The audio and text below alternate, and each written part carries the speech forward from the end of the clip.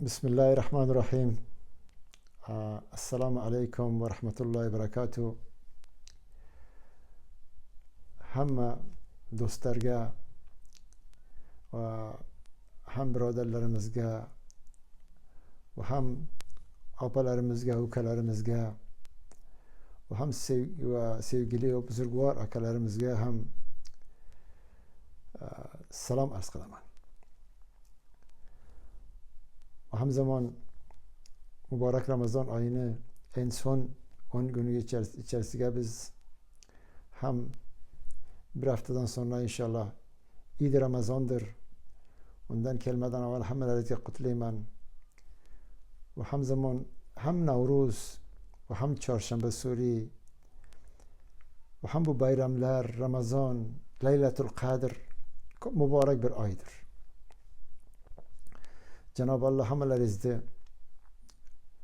Ramazon, oruç ve ham ro'zalaringizni inşallah Allah subhanahu wa ta'ala qabul qilsin. Albatta ki bu oy qurtulush oyidir ki Allah subhanahu wa ta'ala insonlarga dargohi rahmatini ochgandir. Va hamzamon kishilar ki bu Ramazon oyiga yedirganlar, ichirganlar, onlar ko'p savob oladilar. Maxsusan oila ichiga bo'lgan ham oila fardlariga, bolalariga, qizlariga va yerlariga iftorlik hozir qilgan opalarimiz va ukalarimiz, ular oshpazxonaga, mutfaqqa zamonlari o'tkazib, ham Allohni zikr qilib va ham non ovqat pishirib xizmat qilganlar, ularning voqedan savoblari ko'pdir.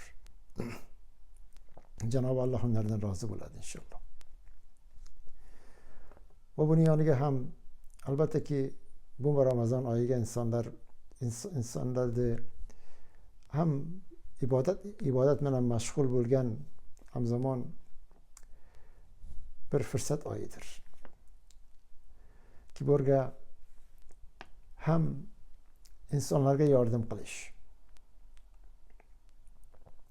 Bugun vatanimizga ko'p kishilar borki, savaşdan o'turu, jangdan o'turu, ko'p balalar oilasiz qolganlar, onasiz, otasiz qolganlar, ularga yordamga muhtojlar. Ham xorijga va ham dohilga ularni unutmaylik, ularni faromush qilmaylik inshaalloh. Chunki Allah subhanahu wa ta'ala yaxshi ko'radi u kishilarki bir-birlariga yordam qiladilar. Va yordam qilgan insonlar Allohning seçkin insonlari bo'ladi. Allohning seçkin insonlari hatto malaikalar g'ibta qiladi. Qanday bunlar voqatan bir-birlariga ko'mak qiladilar deb. Jon yurakdan. Va ham hamma narsani hayotga istishora bilan bo'lish. Istishora, maslahat ham oila ichiga va ham davlat va ham qavm ichiga hamma arsoga istishora bo'ldiği zaman, maslahatlar bo'ldiği zaman yo'llar ochiladi. Farz misol bir odam başka bir shaharga boradi, başka bir mamlakatga boradi va başka bir joyga boradiki, oradan bilmaydi sharoitini, vazini va ham sistemi ta'limi tarbiyasini va bunlarni o'rganmoq va bunlarni justuju qilish haqiqatan ko'p muhimdir. Va zamoniki inson bir joyga bordiği zaman bilgan insonlar aytsaki farz misol shundoq bo'lish lozim, yo'l ko'rsatish lozim. Ba'zan albattaki moddiyat ham ko'mak qilish yaxshidir, ammo ba'zi zamonlarga ma'naviyat yo'ndan, maslahat yo'ndan ma'lumot bermoq ko'p foydasi bordir. Va buning yoniga ham albattaki bugungi nasllar buni o'rganadilar, biladilar. O'qish bilan va turish ko'rish bilan. Albattaki kitob o'qimak yaxshi bir narsadir. Ammo ba'zi kishilar bordiki, aytadiki, men 30 yil bo'yincha kitob o'qidim. Har kun 4 soat kitob o'qidim. Ammo hozir shu marhalaga keldimki, shu 30 yil ichiga o'qigan kitoblarimda hech meni hayotimga foydasi bo'lmadi. Ki hayotda haqiqatlar aytsa, inson nimaga ehtiyoji bordir, qanday yashashi lozim va qanday hayotiga bir-birlarini bilish va bir-birlarini dark qilish. Bunlar hammasi qayergadir albattaki boshqa kitoblar o'qimak ham yaxshidir. Ammo kitobi Sahih Buxoriy bunlarda o'qish va haqiqatan Rasululloh sallallohu alayhi vasallamni yashayishini va ko'p muhim nuqtalarni bayon qilgan. Zamoniga siz bugun boshqa bir din mansubini bir ma'lumot so'raysiz, 100 so'ridan 10tasini yo javob bera oladi, bera olmaydi. Ammo siz bir musulmon bir insondan, ma'lumoti bo'lgan bir insondan, hamma arsoyi zindagidan, hayotdan so'rdiğiniz zaman hammasini birta sizga javob beradi.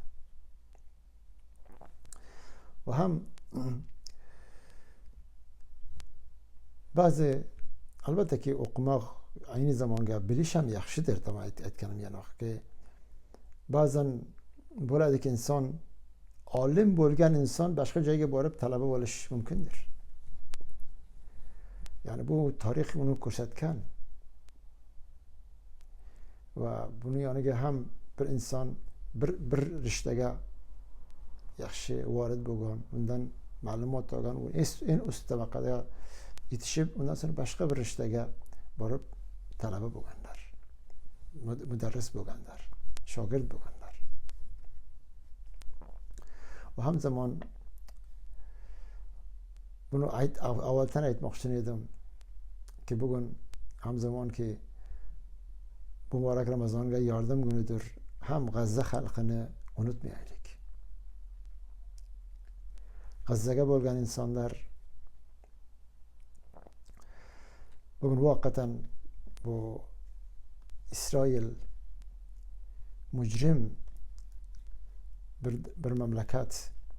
Na uni hech kimsa, aksar mamlakat islomlarda bir davlat yoniroq qabul qilmaydilar. Chunki bunlar bu Ramazon oyiga ham rahm qilmadan begunoh insonlarni, oilalarni, bolalarni bombardimon qilib o'ldirmoqdadirlar. Onlarda ham har yondan inson ko'mak qilishi mumkindir. Ham moddiy yondan, ma'naviy yondan, yurak yondan. Hatto onlarni mollari olmayish, bu ham bir mollarini boykot qilish ham bir mujodiladir.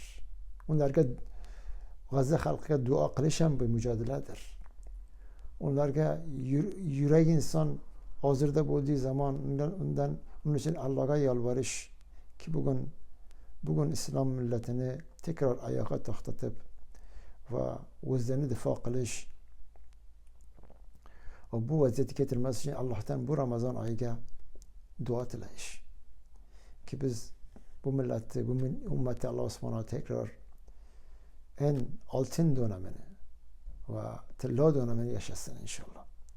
Ki fakirlik, zulm, adaletsizlik, istibdod, bunlar hammasi bu diyorlardan inşallah poyon topsin, son bulsin, xotima topsin inşallah. Ve hem G'azza xalqini ve hem Turkiston xalqini ham inşallah unutmaylik. Turkiston xalqi ham tekrar o'z o'zgurliklarini Çin davlatidan olib ve mustaqil yaşaması için Allah subhanahu taala onlarga ham güç versin. Bunga hem diplomasi, hem siyaset yönden, hem lobi yönden bundan ko'shish qilish ve onlarni yoniga bo'lish. Ki zamanı ki inson bir joyga yetishadi, boshqasini dark qildiği zaman inson bo'ladi. Marhamati bo'lmagan insonga marhamat bo'lmaydi dedilar. İmonni avvalin martabasi mevasi marhamat va sillai rahmdir. Ham boshqalarga marhamat va sillai rahm qilish va ham o'zlarimizga ham. Sog' bo'linglar. Assalomu alaykum va rahmatullohi va barakatuh. Sog' bo'linglar va hamzamon sizlarga hammalaringizga tekrardan bu Ramazon oyini ve hamzamon Laylatul Qadr'da inşallah ki dualar bilan ve Allah'tan yalvarış bilan inşallah o'tkazmangizni inşallah Allah subhanahu taoladan temenni qilaman. Sog' bo'linglar. Assalomu alaykum va rahmatullohi va barakatuh.